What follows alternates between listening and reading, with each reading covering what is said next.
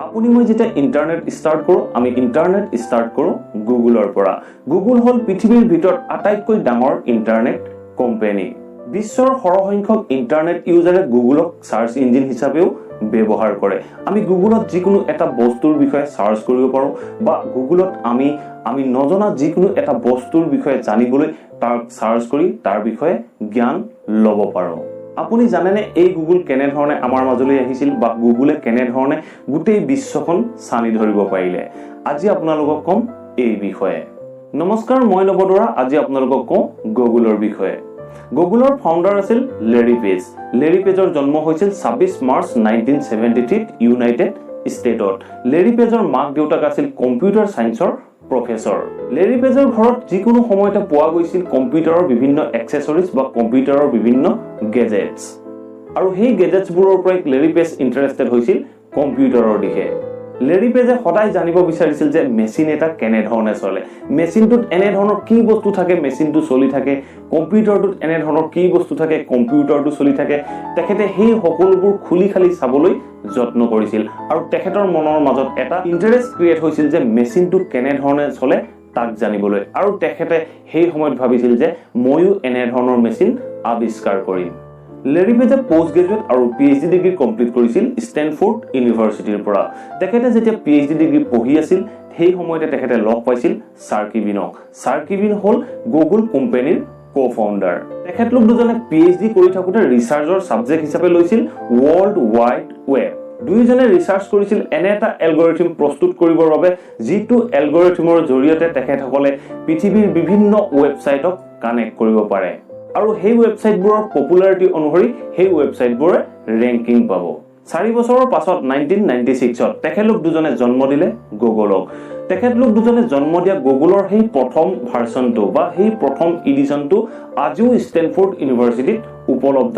হৈ আছে তেখেতলোক দুজনৰ ইউনিক আইডিয়া আৰু ইউনিক এলগৰিথমৰ বাবে ৱৰ্ল্ডৰ ভিতৰত আটাইতকৈ বেছি ব্যৱহৃত সাৰ্চ ইঞ্জিন হিচাপে পৰিচিত হ'ল গুগল অৱশেষত 1998ত তেখেতলোক দুজনে গুগল ইন বুলি এটা কোম্পানী এষ্টাব্লিছ কৰিলে এদিন গুগল পৃথিৱীৰ ভিতৰত আটাইতকৈ ডাঙৰ ইন্টাৰনেট কোম্পানী হৈ পৰিল গুগল পৃথিৱীৰ ভিতৰত আটাইতকৈ ডাঙৰ ইন্টাৰনেট কোম্পানী হৈ পৰাৰ লগে লগে লেৰী পেজ আৰু সাৰ্কিবিন দুয়ো বিলিয়নাৰ হৈ পৰিল আৰু ৱৰ্ল্ডৰ ভিতৰত আটাইতকৈ ইয়ংগেষ্ট বিলিয়নাৰ হিচাপে লেৰী পেজক গণ্য কৰা হয় 14 নৱেম্বৰ 2009 সেই দিনটোত গুগলে অধিগ্ৰহণ কৰিছিল ইউটিউবৰ ওপৰত ইউটিউব হল পৃথিৱীৰ ভিতৰত আটাইতকৈ ডাঙৰ ভিডিঅ' প্লেটফৰ্ম য'ত মানুহে ভিডিঅ' চাব পাৰে য'ত মানুহে ভিডিঅ' আপলোড কৰিব পাৰে য'ত আপুনি এতিয়া এই ভিডিঅ'টো চাই আছে 14 নৱেম্বৰ 2006ত গুগলৰ অধীনলৈ আহিছিল এই ইউটিউব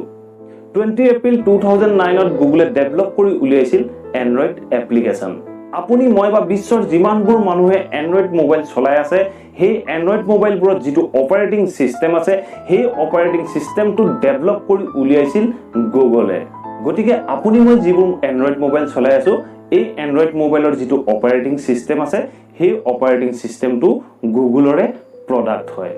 গুগল যেতিয়াৰ পৰা ইন্টাৰনেট পৃথিৱীখনৰ আটাইতকৈ ডাঙৰ কোম্পানী হৈ পৰিল তেতিয়াৰ পৰা লেৰী পেজক পৃথিৱীৰ ভিতৰত এজন ধনী মানুহ হৈ পৰিল পৃথিৱীৰ ধনী মানুহৰ ৰেংকিংত লেৰী পেজৰ ৰেংকিং আহে 12 নম্বৰত আপুনি নিশ্চয় জানে আমি যেতিয়া ইন্টাৰনেটত সোমাই যাওঁ আমি গুগলৰ থ্ৰুৱেদি যাওঁ আমি গুগলত যেতিয়া কোনো এটা বস্তু সাৰ্চ কৰো সেই কোৱেশ্যনটোৰ লগত ৰিলেটেড থকা সকলোবোৰ ৱেবছাইটৰ লিষ্ট আমাৰ আগত দাঙি ধৰে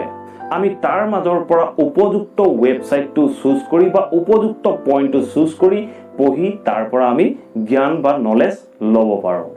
গতিকে আশা কৰো আপোনালোকে এই ভিডিওটো নিশ্চয় ভাল পালে যদি ভিডিওটো ভাল পালে প্লিজ ভিডিওটো লাইক কৰিব আপোনাৰ ফ্ৰেন্ড সাৰ্কেল আপোনাৰ ফ্যামিলিৰ মাজত শেয়াৰ কৰিব আৰু মোক কমেন্ট কৰি জনাব আপোনালোকে ভিডিওটো চাই কেনে পালে আৰু যদি চেনেলটো এতিয়াও সাবস্ক্ৰাইব কৰা নাই প্লিজ সাবস্ক্ৰাইব কৰি অল নটিফিকেশন অন কৰি ল'ব মই আপোনালোকৰ বাবে এনে ধৰণৰ কিছুমান ষ্টৰী ৰেগুলাৰ আনি থাকিম thank you for watching this video